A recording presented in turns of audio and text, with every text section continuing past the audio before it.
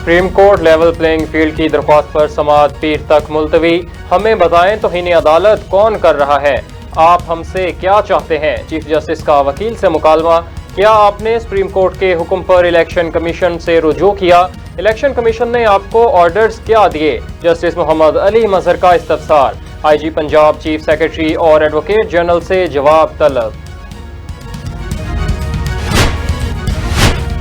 Supreme court जबरी गुमशुदगियों और लापता अफराद केस की बराह रास्त समाअत। चीफ जस्टिस काजी फायज ईसा की सरबराही में 3 रुकनी बेंच ने केस की समाअत की।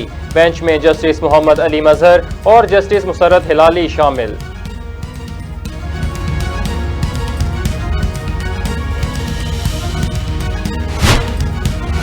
तौहीन इलेक्शन कमीशन केस की अडयाला जेल में समाअत। बानी PTI और फवाद चौधरी पर फर्द जुर्म आयद। दौरान समाअत मुल्जिमान को फर्द जुर्म पढ़कर सुनाई गई। मुल्जिमान की जानिब से सेहते जुर्म से इनकार। तौहीन इलेक्शन कमीशन केस की समाअत 16 जनवरी तक मुलतवी।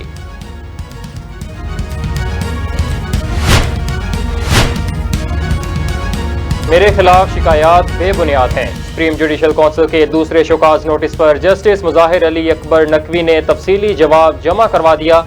जस्टिस मुजाहिर अली अकबर नकवी के खिलाफ जुडिशल काउंसिल का आइंदा इजलास 11 जनवरी को होगा।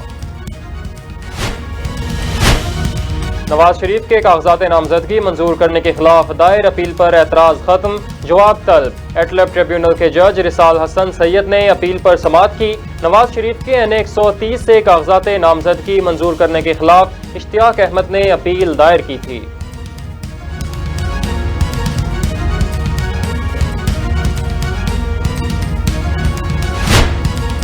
इलेक्शन ट्रिब्यूनल्स शाह महमूद कुरैशी, जैन कुरैशी और दीगर के कागजात मुस्तरद होने के खिलाफ अपीलों पर जवाब तलब। ट्रिब्यूनल ने NA 238 से PTI उम्मीदवार हलीम आदिल शेख से भी रिपोर्ट तलब कर ली। इलेक्शन ट्रिब्यूनल्स ने इलेक्शन कमीशन और दीगर से 5 जनवरी तक जवाब तलब कर लिया।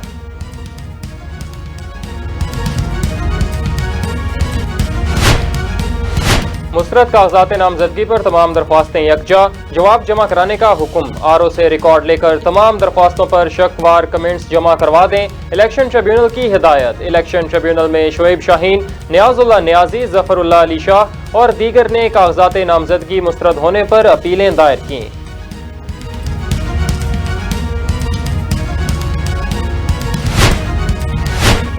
रिटर्निंग अफसरान के फैसलों के खिलाफ अपीलें दायर करने का आज आखिरी रोज। लाहौर हाई कोर्ट के 9 जजेस पर मुश्तमिल अपीलेट ट्रिब्यूनल रिटर्निंग अफसरान के फैसलों के खिलाफ अपीलों पर समाअत करेगा। इलेक्शन ट्रिब्यूनल 4 जनवरी से अपीलों पर समाअत करेंगे। 10 जनवरी तक अपीलों पर फैसला जारी करेंगे।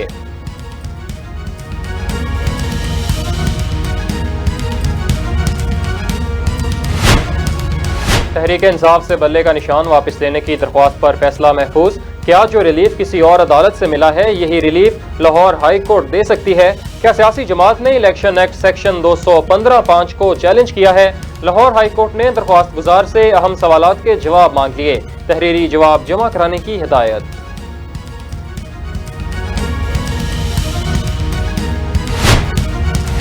साइफर केस, खसूसी अदालत के जज की तबीयत नासाज, समाअत बगैर कार्रवाई के मुलतवी। साइफर केस में अदालती अमला अडयाला जेल में तारीख डालकर वापस रवाना हो गया। अदालत ने साइफर केस की मजीद समाअत 8 जनवरी तक मुलतवी कर दी।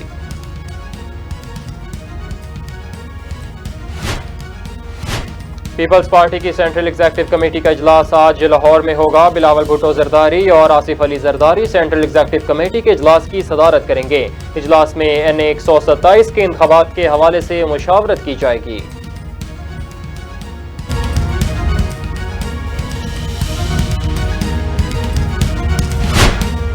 PTI का मुल्क भर में इतवार के रोज चंदा मुहिम शुरू करने का फैसला। चंदा मुहिम PTI के ग्लोबल पब्लिक अकाउंट में जमा किया जाएगा।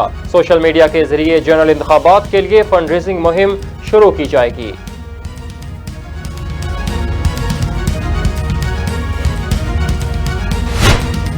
इसराइली फौज की बर्बरियत जारी। सहूनी फोर्सेस के गजा में 30 से जायद मुकामात पर हमले, 200 से जायद फलस्तीनी शहीद। शोहदा की तादाद 22,815 हो गई। दीरुल बलाह में रिहायशी इमारतों को भी निशाना बनाया गया। अब तक 60,000 के करीब अफराद जख्मी हो गए। इसराइल जुनून की इंतहा पर, हमास से इंतकाम की आग, सरहदी ममालिक को भी निशाना बख्शा। इसराइल ने रात गए लबनानी दारुल हुकूमत बैरूत पर ड्रोन हमला कर दिया। हमास के सेनेटर रहनुमा साले अल गौरी 3 साथियों समेत शहीद हो गए। हमले में हमास के दफ्तर को भी निशाना बनाया गया।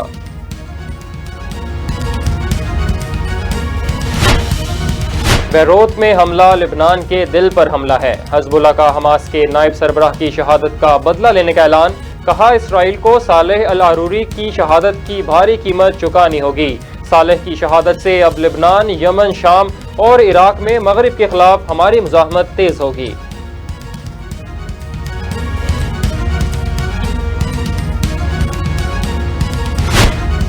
जिंदगी और मौत तो अल्लाह के हाथ में है। मौत का वक्त मुकर्रर है। अल्लाह ने जितनी जिंदगी मुझे दी, सोच भी नहीं सकता था इतने साल जिंदा रहूंगा। अल शेख सालेह का शहादत से कबल आखिरी इंटरव्यू। हम ईमान वाले हैं, शहादत की आरजू है।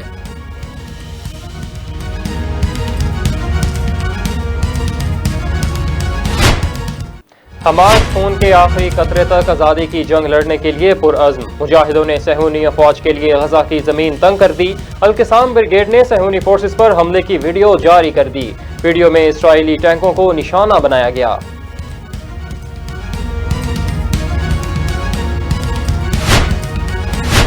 जब तक शराइत पूरी नहीं होती, इसराइली कैदियों की रिहाई मुमकिन नहीं। हमास रहनुमा इस्माइल का 2 टोक बयान। कहते हैं, इसराइली कैदियों को मुकम्मल जंग बंदी तक रिहा नहीं किया जाएगा। हमास ने कतर और मिस्र को अपने मुतालबात से आगाह कर दिया। दुश्मन को शिकस्त होने से हम फतह के करीब हैं।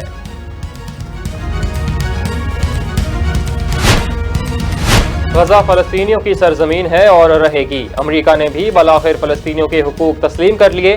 तर्जुमान मैथ्यू मिल्स कहते हैं, फलस्तीनियों की सरजमीन के खिलाफ इसराइली वज़रा का बयान इश्तियाल अंगेज और गैर जिम्मेदाराना है।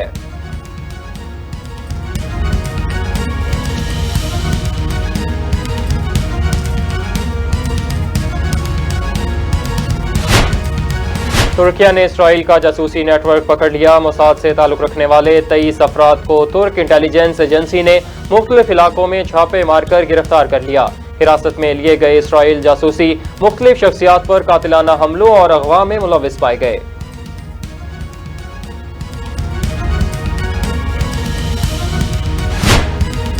जापान में खौफनाक ज़ल्ज़ले की तबाहकारियां। 7.6 शिद्दत के ज़ल्ज़ले से हलाकतों की तादाद 62 हो गई। जापान के साहली इलाकों में आफ्टर शॉक सुनामी का खतरा एक बार फिर बढ़ गया।